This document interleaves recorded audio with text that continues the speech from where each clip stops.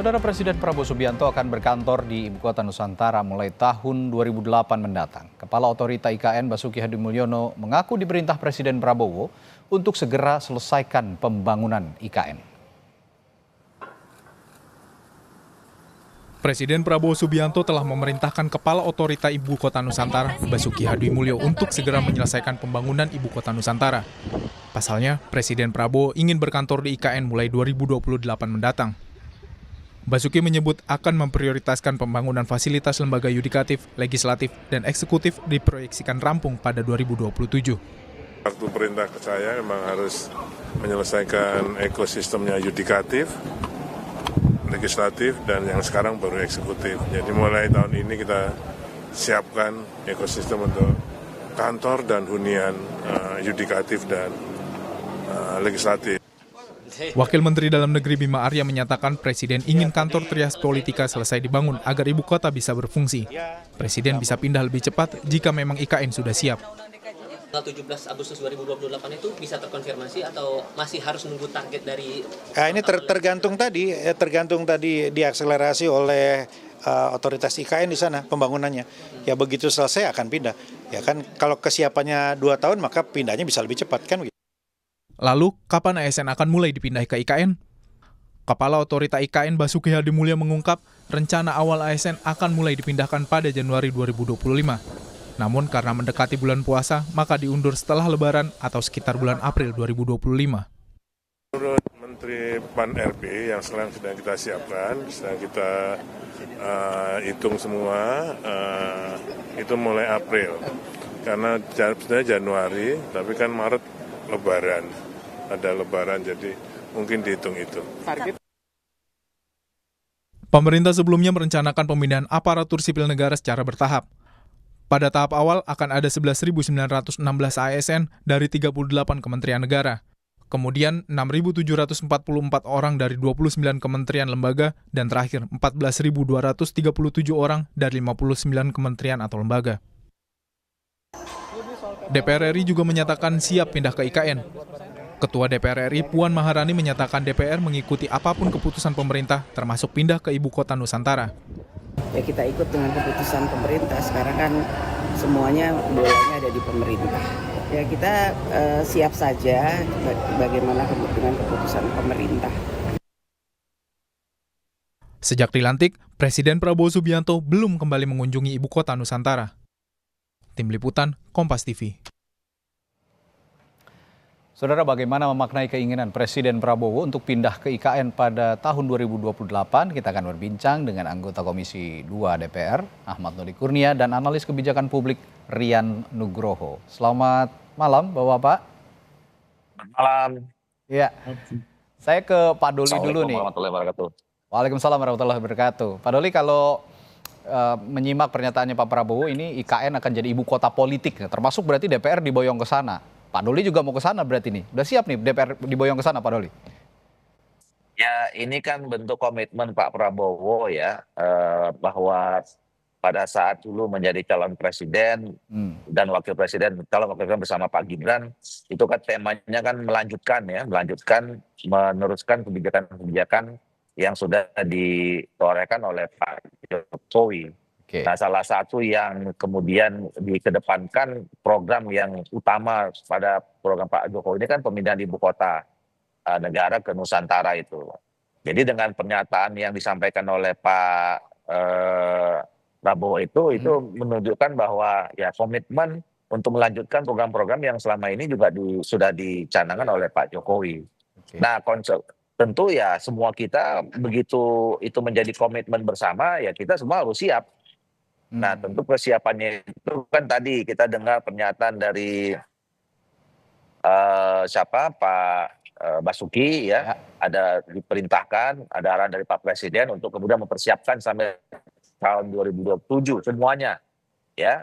Jadi kan namanya ibu kota pemerintahan ya semuanya kantor-kantor lembaga pemerintahan ya harus sudah di sana nantinya, kira-kira begitu.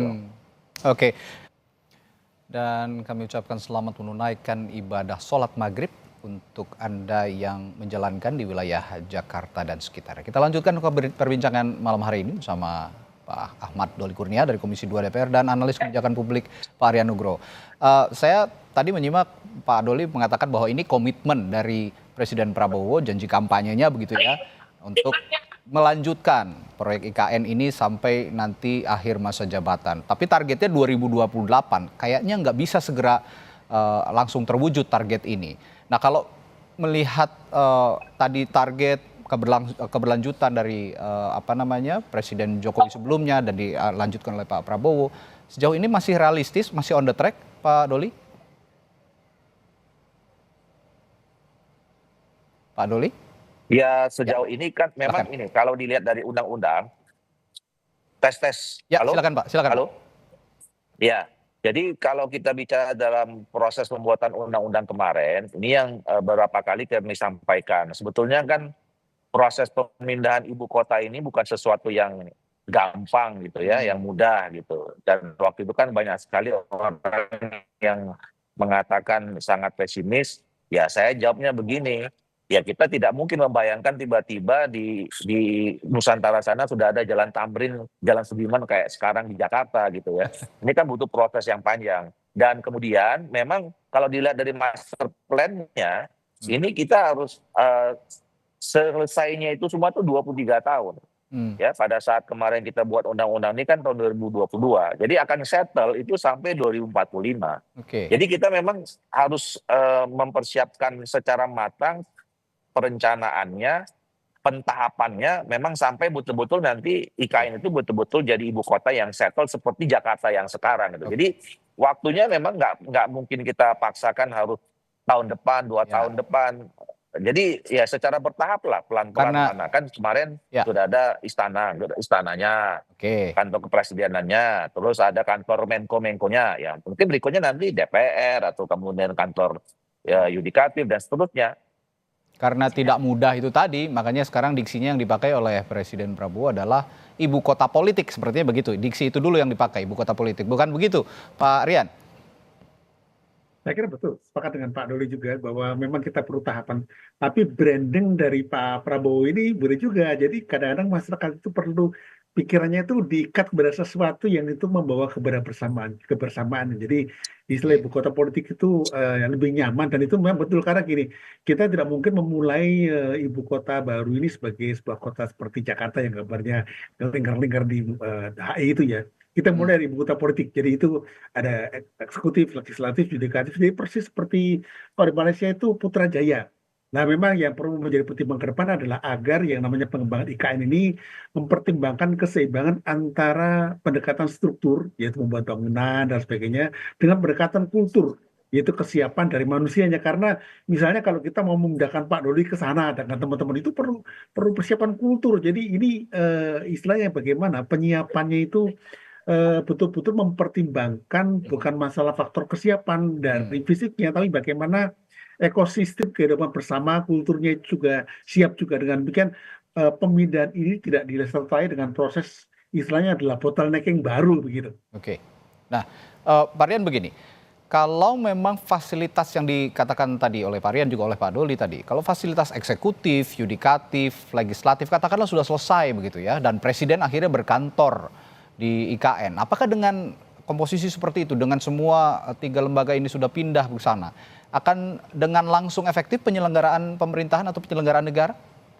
Relatif, saya bilang relatif karena begini, tergantung yang namanya penyiapan dari Bapak Ibu kita yang di 3 komponen kelembagaan tadi, eksekutif, legislatif, yudikatif. Karena begini misalnya, seandainya secara psikologis itu siap, maka nggak ada masalah. Tetapi ketika ada reluctance, ketidaksiapan, ada rasa ketidaknyamanan, ini juga menjadi hambatan juga. Jadi kadang-kadang kita harus tahu pemerintahan itu bukan faktor politik kok, tapi juga faktor psikologisnya gimana. Dan seringkali kita tuh kalau melakukan kebijakan itu melupakan faktor manusianya itu, kesiapan fisiologis. Dan kalau di Jawa istilah kesiapan fisiologis ini bahasa Jawanya adalah nguwongke wong gitu loh, manusia ke manusia ini yang perlu dijadi pertimbangan gitu. Karena sampai sekarang saja pemindahan ASN yang direncanakan di tahun ini mundur terus ya. Bahkan saya dapat informasi setelah Lebaran 2025 baru bisa bertahap bertahap begitu, akan pindah ke 2025 nanti pemindahan ASN ini. Pak Rian, tapi begini, dari kacamata kebijakan publik kita juga tidak akan bisa berpaling dari pembicaraan soal anggaran. Nah, kalau sekarang saya menyimak kemarin pernyataan dari Menteri Keuangan Ibu Sri Mulyani begitu, bahwa catatan realisasi anggaran pembangunan IKN itu sebenarnya di 2024 sudah 18,9 triliun. Dari wujud yang sudah ada di IKN dengan nilai sebagian besar, sudah pas atau justru sebenarnya harusnya lebih pesat lagi pembangunannya? Gini, beberapa kali saya diskusi dengan membangun IKN ini, pendekatan kita masih pendekatan birokratik dan administratif gitu. Jadi kita sejak awal menjadikan IKN ini sebagai proyek pemerintah, ya kan? Artinya duitnya dari APBN kan. Kenapa kita nggak bisa menjadikan IKN sebagai proyek kebangsaan? Bagaimana kalau kita minta, mohon maaf ya, ini bahasa abstraknya. Bagaimana kalau kita menjadikan crowdfunding? Orang se-Indonesia diminta, ayo kita ngiur yuk. Ada yang Rp1, ada yang sejuta, ada yang semiliar. Maka IKN jadi milik bersama. Inilah yang saya katakan sejak dulu bahwa IKN itu harus dijadikan sebagai produk bangsa. Tetapi karena pendekatan kita, pendekatan yang kering, sebagai pendekatan hukum, oh ini pemerintah punya tugas. Tidak. San Francisco ketika bikin jembatan, itu urunan saat negara itu. Kenapa nggak seperti itu? Dengan demikian rasa memiliki menjadi lebih luas lagi. Karena kita udah juga tahu masyarakat, pemerintah kita kan sulit duitnya kan. Ya. Nah pemerintah itu ngotot aja. Sudahlah, kita itu memperkaya cara. Karena kalau kita, ini ilustrasi saja. Seandainya saya bisa mengiur ke 1 juta gitu ya. Kalau orang 300 juta kan lumayan itu.